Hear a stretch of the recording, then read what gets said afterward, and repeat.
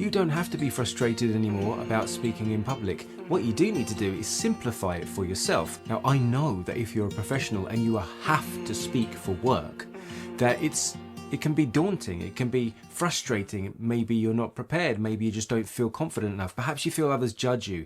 Maybe you've got some anxiety about speaking in public. Whatever that reason is, or whatever makes you frustrated that you're not quite hitting the mark well enough, I think that I might be able to clear some of those things up for you just by explaining what communication is and a new perspective for you on how to see it so you can do it with more ease, more clarity, more confidence, and more ease. I know firsthand what it's like to be frustrated with my voice. I know what it's like to feel embarrassed and anxious about speaking in front of others or to people, meeting new people, social occasions. It can be tiring. It can actually drain you physically. And there are proven scientific and evidence-based reasons behind that, but I'm not going to go too much into those details today. What I would like to do though is help clarify communication as a means to express and share our message with others. Not only that, but also how you can feel more comfortable within yourself. So by exposing it and simplifying it, I hope that it gives you a new perspective on your role in communicating and why you shouldn't take it to heart or get frustrated or anxious about speaking with others. The word communication comes from Latin roots, specifically the word communicare, which means to make common or to share. And that word is derived from communis, which means common or public. So communication at its core is to share something publicly. There's several ways that we communicate: verbally, spoken language; non-verbal, body language and physical signals; written, text and words on a page; visual, images, diagrams, charts, video; and listening.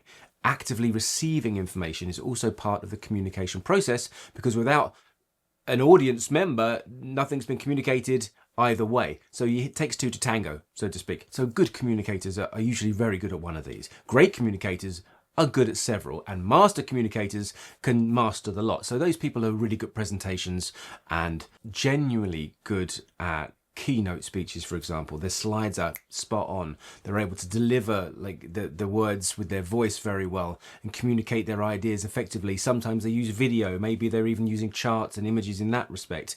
And then they wrote a book about it, so they're telling the story a different way. So in a sense, storytelling, is communicating, and communicating is storytelling. But again, I don't want to put pressure on. The idea of this video is to make it easier for you to not just understand, but communicate yourself. In this video, I'm going to concentrate on just two types of communication: verbal communication, aka speaking, and non-verbal communication, body language. And as I go on, I want you to pay attention to which ones you think you might need work on, but also, very importantly, which ones you feel you're already strong in and you perhaps are proud of. It's good to recognize those things you're good at as well as those things you're not so good at, because you need some balance in life. And also, if you know that you're struggling with one particular part indeed, leave it in the comments below, because I want to know who's where and what's the most common theme here amongst viewers of this channel. Let's start then with verbal communication, aka speaking. So thinking of verbal communication as expressing ideas, one of the important things we should consider is how clear our message is. Because if we do not speak in a way that others can understand, then we haven't expressed or communicated our ideas effectively. And by clarity, I mean, can people hear you? Are you loud enough? Are you speaking at a rate and a pace that doesn't leave people behind? Or are you talking so slow that people don't want to listen? Also, are you giving enough articulation? Are you enunciating your words with correct pronunciation? Are you articulate, crisp, clear? That's very important, because if you mumble your message, as I used to do, this started me on this journey in helping others on their journey to better communication, was not being clear. Had a tight jaw, and I used to not open it up properly and speak through my teeth like that. Also, I was terribly shy, so I'd pull my voice back as well and speak like that. Also, my brain was going 100 miles an hour, so I spoke really fast, like I do now, but with the jaw being tight and not vocalizing. So you know what I mean? A lot of people do that. and it was me and not anymore. So I'm here to help you. So it's a focus, clarity. That is one of the most important parts for me in communicating effectively, because even if your rhetoric is amazing, it doesn't matter how good your speech has been written or how good the microphone in front of you works. If you slur, mumble, or just rush ahead with your speech, no one follows you. The message is lost and it's kind of wasted. Now, ways of getting into clearer articulation aren't always as straightforward as they sound either, because I would suggest if you're speaking too fast, there might be some anxiety about speaking, or that your brain is rushing to remember something, therefore you're trying to keep up and your mouth doesn't work quite as fast as your brain does. Either way, we need to find ways of slowing down your pace without actually like taking away or clouding your mind or taking away the message. And that generally comes through feeling calmer in your nervous system and finding breathing and relaxing techniques that work for you. There's plenty of videos on this channel. This one here, if that is your poison, go and check it out. It might give you something that you can use in order to stay calm, relaxed, and share your message with more calm pace. If your issue, however, is articulation itself, because you can speak as fast as you like, because I still speak very fast, but I articulate myself enough that you can understand, hopefully. If not, then there's translations and subtitles in the box below. Look, clarity, articulation is basically the way that certain parts of our vocal mechanism work. And if they're not working, like I said before, tight jaw can make mumbling, but also your teeth being together. Air needs to bounce off your teeth in a certain way to create certain phonemes. Your tongue has to be able to move. If your tongue is just laying flat and not doing much in your mouth, it might come across very differently like that. And again, it's going to have an effect on the overall clarity of your message. So these are things worth looking at. Again, there's another video here on clarity and articulation, which is going to be perfect for those people who need to brighten and tighten and sharpen their articulation. So your clarity should not be a problem. But another part of clarity is volume. This is a tricky one, because some of this comes down to not being aware of how we speak. And when you're in your own body, it's sometimes difficult to understand what others are getting from you. Even myself, when I think I'm being loud, people don't always hear me. And it's usually down to the fact that I think I'm shouting if I'm not. And I've got a tendency to be under-energized. And then someone tells me, Darren, you're not being very loud. And all of a sudden, boo, I can fill the room. So for me, it's been an ongoing thing that I have to continually work at. And with you, wherever you are with your communication, it always takes work. And you always have to go back to the fundamentals and the basics, which are going to support you for the long run and help you communicate with more clarity, confidence, and ease through your life. So those are the three I'd look at. But volume, when it comes to audibility, sometimes it's good to look at the breath support and the being air being what powers your voice. And sometimes it could be due to that. Sometimes it could be a psychological thing, an emotional response where you don't physically want to use that power. You feel maybe that it's abrasive or arrogant to speak up or speak loudly. I know I live in Finland and it's kind of frowned upon to speak too loudly, especially in public, because they think that there is some arrogance tied to that. This is what I get from the culture, but I know there's also similar in Chinese and Japanese cultures as well, and many other parts of the world. So if you're someone who is always getting told to speak up, this video here will offer you something that will give you the opportunity to learn more about your voice, how you're coming across, and how you can maybe raise the volume without making extra effort and creating damage or forcing too much. Secondly is dynamics. Now, the human ear loves dynamics. It gets bored very, very easily. We are creatures that need to move and change, and we get excited by adventure. And so it's not just in, going skinny dipping in an Icelandic ocean or running through the forest of the Amazon chasing loggers, but adventure could also be in how exciting things are to the ear and to the eye. That's why we love video games, right? That's why we love music. Different vibrations, different lights, and the way things move, they kind of hypnotize us. And that's what dynamics are. That's when your voice is able to not stay on one clear tone, but actually have a journey and actually go somewhere itself. And so the words you use and the expression travel together like a roller coaster. A roller coaster is exciting. I should have used that analogy at the beginning. But you know, if the roller coaster was just on one line, it's a train. You know, what's more exciting, a roller coaster or a train? That's the difference, I guess. Hey, I'm going to use this again. Yeah, so don't be a train, be a roller coaster. It's more engaging. It keeps people interested, and it helps you to deliver your message. It's more interesting to do as well. But when you become less conscious of it, your voice flows and it tends to have more color anyway. And so that's about not trying to control yourself too much, not trying to be too perfect. So whilst this is good advice, how do you do it, Darren? Well, there's a video here that's going to go through vocal dynamics and how you can implement different textures, perhaps different pitch and different pacings and different tones, tonality that gives you more character, more depth, more expressive ways to use your voice. It's a good video, check it out. I should quickly give you my take on non-verbal communication, because a lot of non-verbal communication is unconscious. We're not aware of it. We're not aware that we're doing something, and other people aren't necessarily aware that what we're doing either. But have you ever had the feeling that I don't trust that person? I don't know why I don't trust them. They seem nice, they're saying good things, they're in an important position, but something in me is just, my guts are telling me. That can often come from many things, you know, because you never know your audience member, you don't know what's happened to their life. They might have met someone when they were a child who was a police officer who shouted at someone in the street, and that person in the street just so happened to look like the person you're talking to now, and you feel a bit worried, maybe there's danger. Who knows where that could come from? But there are lots of studies on body language and how it can have an effect on our brain.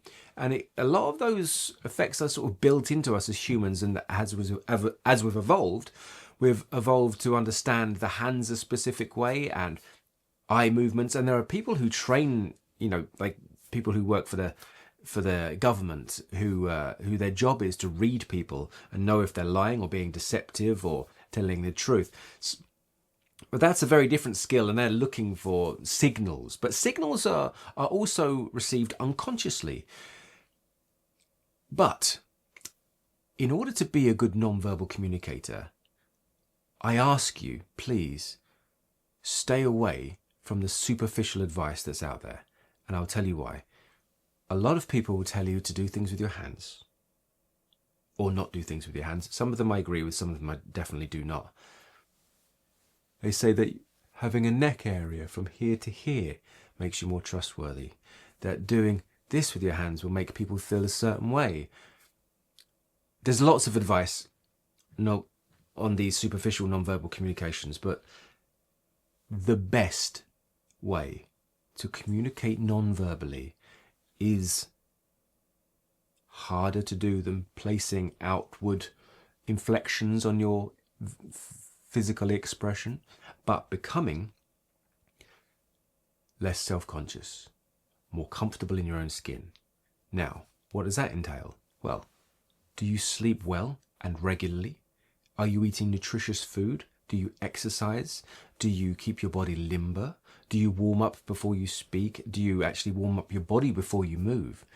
There's a lot of signals that come from the body that show discomfort, that show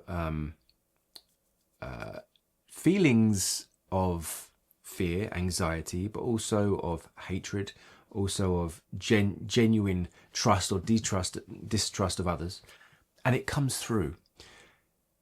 And some of these things you can't just teach, because you can still have those feelings, right? And you can still give off that vibe through your body language, no matter what you're doing with your hands or how you're holding your head or which direction your feet are pointing. Those are useful only if you know them and believe them. If you don't believe them, you're probably going by your gut, right? And so that's more important.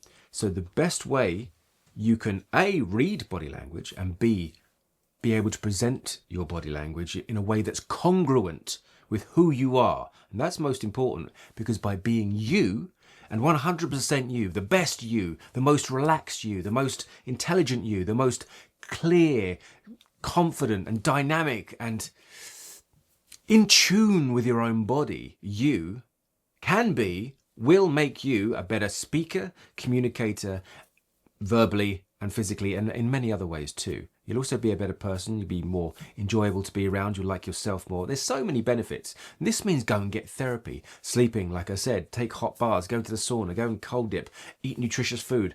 Please, when you look after yourself, your body language follows. And so does your voice. And so does everything else in your world. If you have muscle aches, tension, you're tired, you're hungry, you've over-caffeinated, underslept, you become a different person. When you change your physicality, you change your emotional state and you change your psychological state. And when that shifts, everything aligns and your body language goes with your words. And your true meaning comes through. And if it's genuine, if you are genuine, if you genuinely want to be better and good and improve your communication, you'll improve yourself. That's why a lot of the work I do, a lot of the work and almost everything in my 8-week course starts from the physical body. Starts from breath, how you breathe, the most fundamental part of life. That thing that keeps you alive. The first thing you do when you're born, the last thing you do when you die. Inhale, inspire yourself, and then exhale as you expire. It's kind of beautiful, but it's also very true. For those people who've had physical or emotional trauma that's been very damaging, this can really set you back. And I'm sure those people out there who've experienced that see it all the time. And it's very hard to disguise. But those of you who can't understand why people treat you a certain way, just making gestures won't help you. You've got to figure yourself out and get more aligned. As I said, sleep better, exercise more, eat more nutritious food. Go and get therapy, socialize, walk in nature. I'm sorry, I'm going to rant on now, but it's really true. Nonverbal communication comes from how well you are on the inside, because it's a direct reflection of you. As above, so below. It mirrors who you are inside to the outside world. And sometimes it doesn't matter if you just stand still in neutral, which I advocate for. Because if you can stand still, there's confidence in that. And you're sharing your true self. Everything else is just, it's fluff. It's dust. It's the cherry on top. It's icing on the cake. But it's not the below the surface, the good stuff, the real stuff. So don't focus on superficial outside physical elements. Focus on what's deep down inside you, and the rest will flow naturally and be even better than it could be if you were just placing things on top. Rant over. Essentially, when I started this channel, I wanted to give people lessons I'd learned through acting and my own experience of being not only a voice vocalist, but also as an actor and a singer. But I suffered from terrible anxiety, and I suffered from social anxiety, and I didn't want to speak to people, and I pulled away from the world, and my physical self was unhappy. My back was aching, my jaw was tight. I didn't want to talk to people. I got too much into drinking alcohol to soothe myself. It took a long time to get away from that, and it's life-changing. The work that you can do through techniques that I learned through acting and voice work made me a different person, and it gave me a life, and it sent me on this path to really help you better serve yourself, so you can express yourself more clearly, more confidently, and with more ease to the world. And I hope that this gives you some indication. I've linked all those videos that I suggested throughout, and they are, there's some powerful stuff in there. I'm going to go now, but thanks for watching, and my name is Darren McStay. This is Improve Your Voice. And until the next time, look after your voice. In time, all of the seas will dry. In time, stars burn from the sky.